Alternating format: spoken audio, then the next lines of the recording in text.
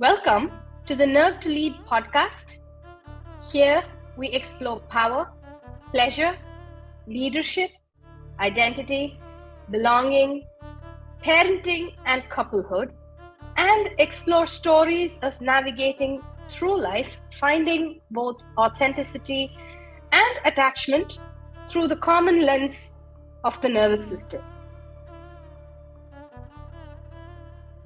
I am your host, Sangheetha Parthsarathy, and I'm so glad you're here. Welcome back to the second part of my conversation with Janani Vishwanathan, who's a senior leader in environmental health and safety. So I want to shift a little bit and talk about the other maybe side to this, and we'll probably segue into the work that we did. And I think women in leadership positions, I feel like we have a two-pronged, it's almost like a paradox, right? Because what we've been trained to do is keep that safety, hypervigilant, MACAT part of us on, and that is part of what creates highly successful, analytical, problem-solving, intellectual. All of those traits are amazing and very well recognized in the outside world, and that's great. We were so used to having a plan A, plan B, plan C for everything, planning and sort of control, and which is great. That those traits are very richly rewarded, I think, in the workplace and of good use. And then there is a little bit of a paradigm shift when we talk about relationships with our children, our spouses, our partners, or in community or in friendship, where there is this other side of softening and kind of softening into cooperation, nourishing, nurturing, attuned, kind of attached bonding and parenting. And sometimes it's really hard for us to context switch easily throughout the day, right? Yeah. Tell me about the personal aspects of this. You put it exactly it's hard. For me, when I started this position, and one thing that I also want to add, you had asked me earlier about challenge of the position, right? So one of the things I want to mention is when traditionally leadership roles have been done by men. So there was there's always an assumption that any leader needs to be assertive and macho, and it doesn't matter which gender they are from. Yes, it doesn't matter.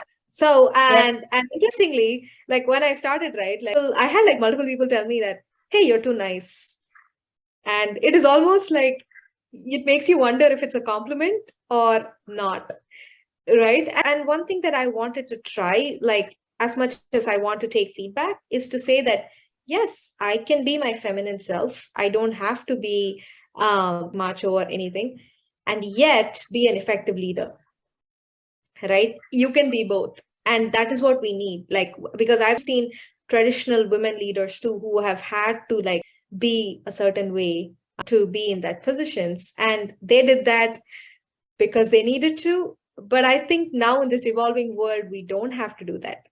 I think now we can be who we are, and with empathy, with that softness, with that vulnerability, also be effective leaders. I hope so. That's what I want to be. That's the kind of leader I would want to be. Yeah, and what great modeling, for that, for your daughter to watch you do that growing up. And that does not need to, and this is something very important, I think, that you touched on, which has been a reality. And again, there are a lot, just recently, there's this big conversation around how women leaders are saying what some of their worst experiences also have been working with other women bosses, and how this lateral violence and internalized misogyny plays out not just in the workplace but also at home with the mother-in-law.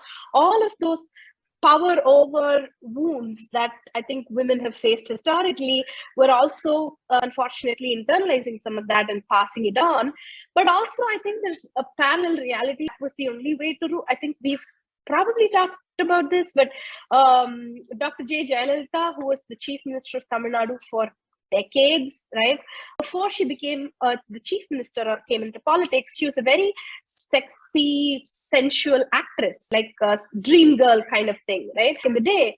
But when she became a leader, she became a monolith. She had minimized all aspects of her femininity, like body wise, but also in the way she ruled with an iron fist, where the men would have to prostrate at her feet, right? But that was the only way she could get their respect. And power being absolute, right? And that people in leadership, whether they're men or women, needing to fit into a very masculine power over narrative. I think it's sad, and it was the reality at some point. And then I think having more leaders, female leaders who are open to embracing the feminine, I'm really hopeful that that can change the world. Talk to us about the importance of self-awareness and self-work, especially for women leaders, in unlearning power. And how important was your inner work, and how did it impact different areas of your life? Absolutely. So I think like you had put in about like transition part, right? Like when you have a job which is like really demanding, and then this is again a diversity where historically there might be like have been men who might have had women at home who took care of everything, and then all they had to do. But now we are in this world where I am a mom of a toddler, and then I live so far from home. I am responsible for every single chore in my house and have a demanding job, which is like mentally very stressful. So for me, I think I want to say like from my early 20s or so, I realized how important it is to not expect your partner or like people around you to help you with like healing. Or so I started doing some work myself, where I started like reading about it, where I started sort of understanding my own triggers, and also understood the importance of investing in myself. This means that you go to the right people, you go to the right professionals for someone to help. And I want to say it was not easy, because for years I did this myself and I thought I could do this myself. And it was fine until I reached a point, specifically like, the leadership role and like motherhood, the pandemic, which pushed me, which made me realize that, hey, I need someone, I want to work with somebody outside who can help me with my self-awareness journey, who can help me more with my healing, who can be the external voice, who is my partner in co-regulating, in helping me understand what I need to make all these transitions, to understand different things, right? Like about one's body, about how to cope with various things. It is always great when everything is like flat, great, and you think you're doing great. But it is those moments of like those triggers, or when it's the highs and lows, where you need that extra support. And for me, the most important thing was like, I think it is almost a burden if you're going to depend on like friends or like your spouse or your partner, to think that like people around you are going to be there. And I want to add this realization of working with another person also came because of my birth, when I had a doula. And that was like one of the most important realizations for me. And I'm like, my husband is not an expert. He is not going to know what to do. And that's one of the best decisions I ever made in my life, for me to have a non-traumatic, in fact, I want to say like an orgasmic birth, like giving birth to a child with so much joy. And yes. I'm smiling because I also had two amazing births, both of which I had a doula. And I think it's the very first time you're truly mirrored and witnessed and being held space for, in a world where patriarchy has really messed with women being there for each other. And it's really being truly held, physically, emotionally, spiritually, in a very deep way. And I think that really transforms our approach. And I love what you said about, I had a doula and it was absolutely okay to ask for help and be held. And that is also like an adaptation to needing to know it all and be in control, and I can do this, like hyper individualism. And then when that happens, birth and being held like in a truly transformative way that feels safe, I think that changes everything, right? Tell me a bit more. Did we meet, and what resonated about the work, and what that process was like? Yeah. So I still remember, I think I saw one of your videos on Swati. Yes. Maya Sama. Yes. So I heard one of your lives, and I thought like that is, oh my God, like, it was just so mind blowing to hear about like patriarchy and talk about various things. I think maybe you spoke about like anger, if I'm right. And then I started following you at the time. And I want to say this is one of the a very significant moment for me. Like, with some people, you have that moment. You had done another live with another person on Instagram, and I didn't agree with you on it. And I sent you a text. I felt comfortable enough because I usually am not somebody who's going to like comment or say, I don't agree with you. But like, I think I felt very strongly about it. And I felt like, hey, I know her. I think I can. So I just sent you a text saying that, hey, I don't agree with this. Why should it be a certain way? And you sent me a reply back saying that I read your text. I'm going to sit with it and think about it. And I'm going to come back to you. And you did after a day or so. I was like, I still do that. That for me was like, because we are always, I think we learn to be passive aggressive all the time, where if we don't agree with something, we don't say, hey, you know what? I'm hearing you, but I need time. Or I'm hearing you, but I don't want to talk about it. Like either is okay. But mostly when there's an uncomfortable like conversation or a conflict or something, we tend to like move away from it, right? So I learned from you from that time, like if I have even a conflict with somebody, like for me to say, hey, you know what, I acknowledge that you're sending me this, but I've been following that. And I think that was a big, and after that, like I was very diligent. And after that, so it was almost I want to say a 2-year decision. Yeah. I think we have been connected for like over 2 years before Yes. I reached out to you to say, hey, you know what, can you work with me and can you help me? I think that's one of the best decisions that I made, because I realized the importance of how much somebody just sitting there and being there with you, co-regulating, listening to you, who has the mental space, right? Like you come prepared. Somebody, for me, that there is somebody who is mentally prepared to listen to me is so reassuring, and it brings so much comfort. Because we don't, again, it's not easy to expect that with people who are part of your life. And I think it's very important to go to the right people who know what they're doing and who can work with you on it.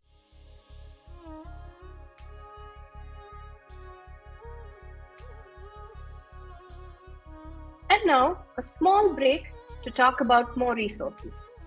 We have created an autonomic safety assessment for parents, which helps baseline our co-regulation capacity, which is available for free to download and use. It is available as a link on the episode show notes. Now back to our conversation.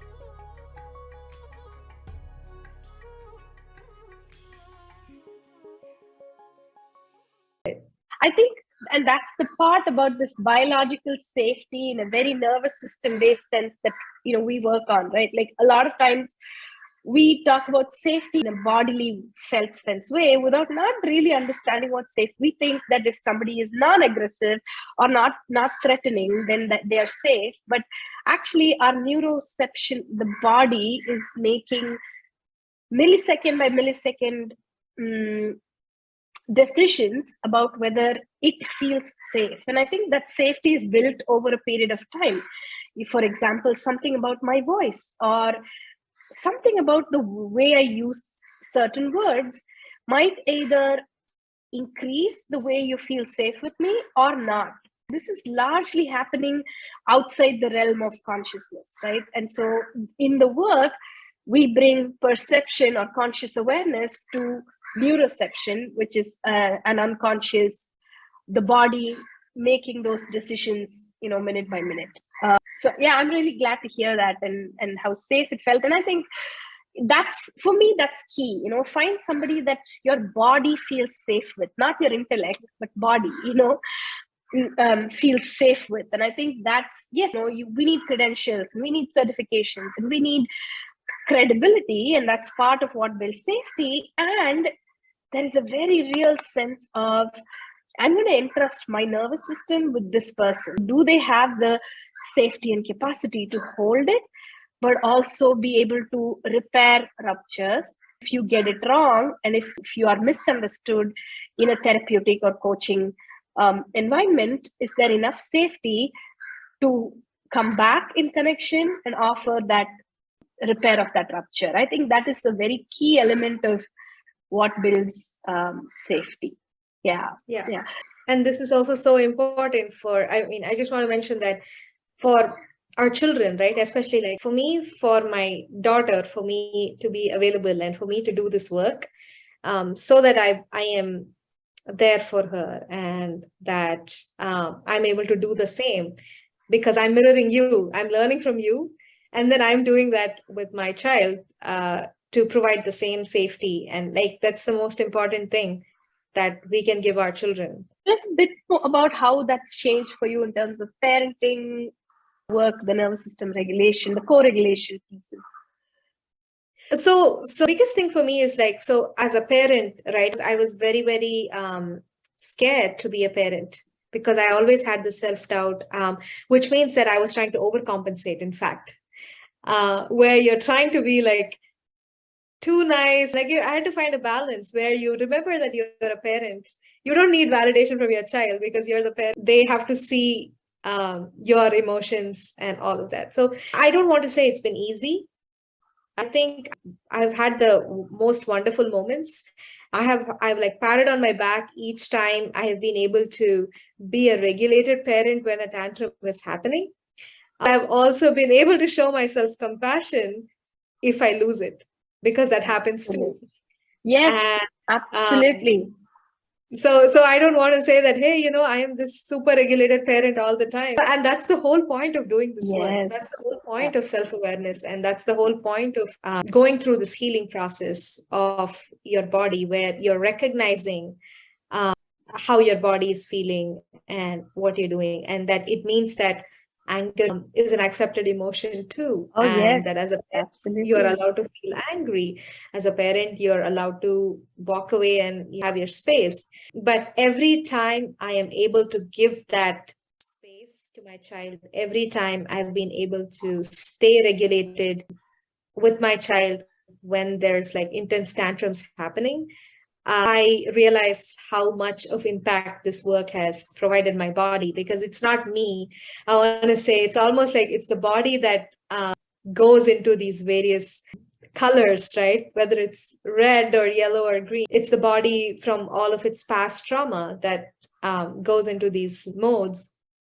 So I've been giving myself a pat on the back every time I am able to stay there for my child, instead of taking it personally or feeling like I'm going to shut down as well. Yeah, that's amazing. Thank you so very much for this. It's been a lovely, insightful conversation as always. And thank you so much. And I think the work that you're doing is great, and everything that has led up to this. And yeah, we need more women leaders. I love the work that you're doing with NGOs and bringing data to make safer communities for women. It's been a pleasure talking to you as always. Thank you very much. Thank you, Sangheetha. It was an honor. Thank you so much for inviting me. And yes, as always, this was a great conversation. All right, lovely. See you.